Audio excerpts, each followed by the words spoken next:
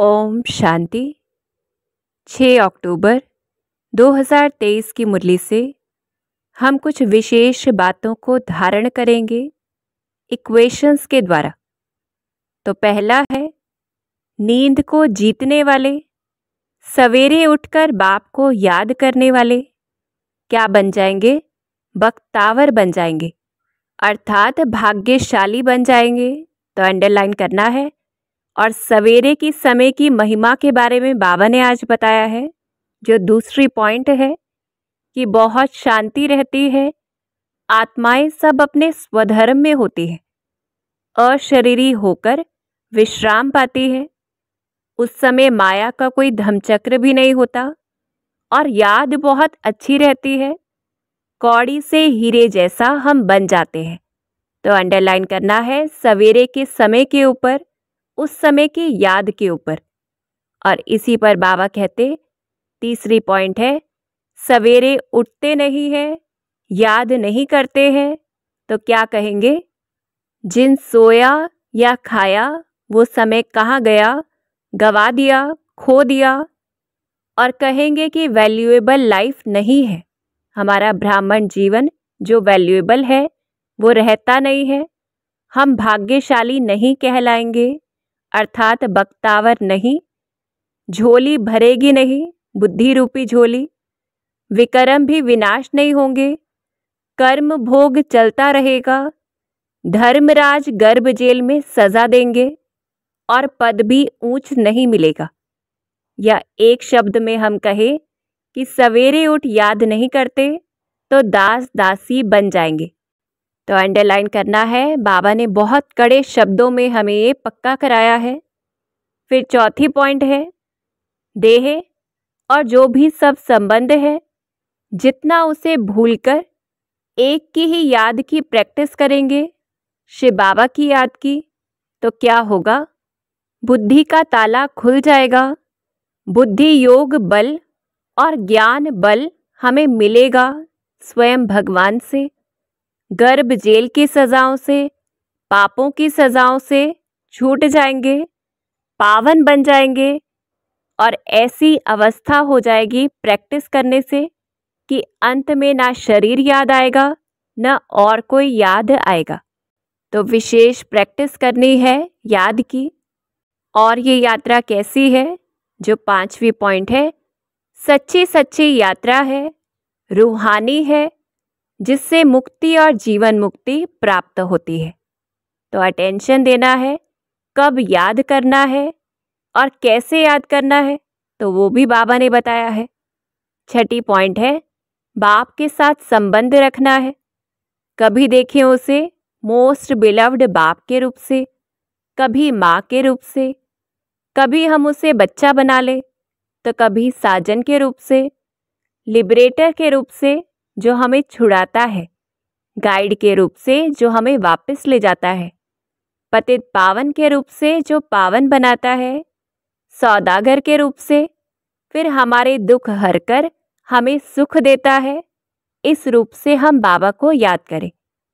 फिर 7वीं पॉइंट है कि बाप सौदागर है, तो किस प्रकार से है?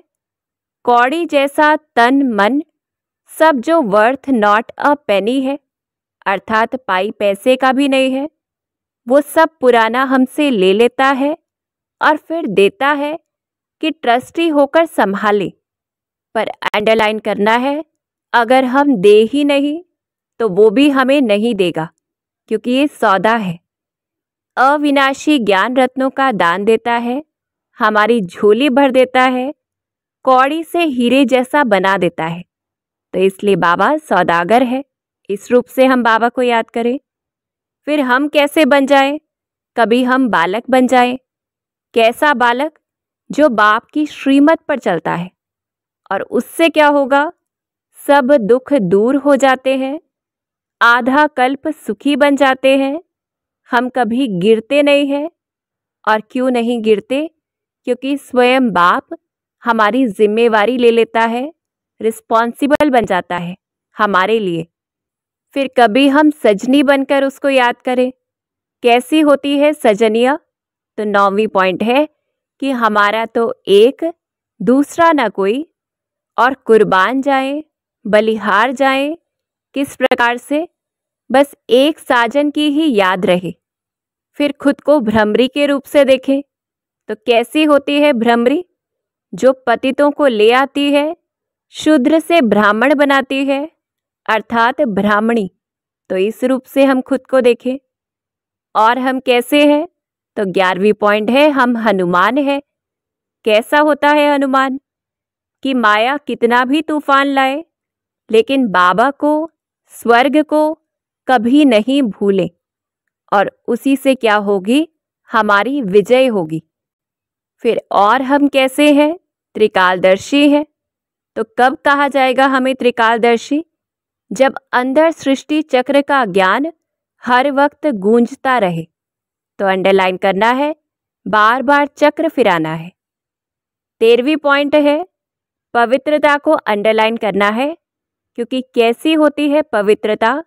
जो सबको अच्छी भी लगती है और पवित्र के आगे सभी माथा झुकाते हैं। तो बाबा ने फायदे भी बताए हमें। साथ में अगर बेकायदे चलन चलते हैं तो नुकसान क्या होगा? बहुत चोट लग जाएगी, बुद्धि का ताला बंद हो जाएगा, अंदर खाता रहेगा कि हमने इतने पाप किए हैं। और क्या होगा? पिछाड़ी में सब पाप सामने आ जाते, गर्भ जेल में फट से सजाएं शुरू हो जाती है। तो अंडरलाइन करना है कि अगर अच्छा करेंगे तो फायदा भी बहुत है, नहीं तो घाटा भी बहुत है। तो धर्मराज स्वरूप से बाबा ने हमें हर दृश्य दिखाया है। और 15वीं पॉइंट है कि अगर इस जन्म के भी पाप बतला देंगे तो आधा कट सकता है। विकर्म विनाश जितने हमारे हो जाएंगे तो गर्भ महल मिलता है।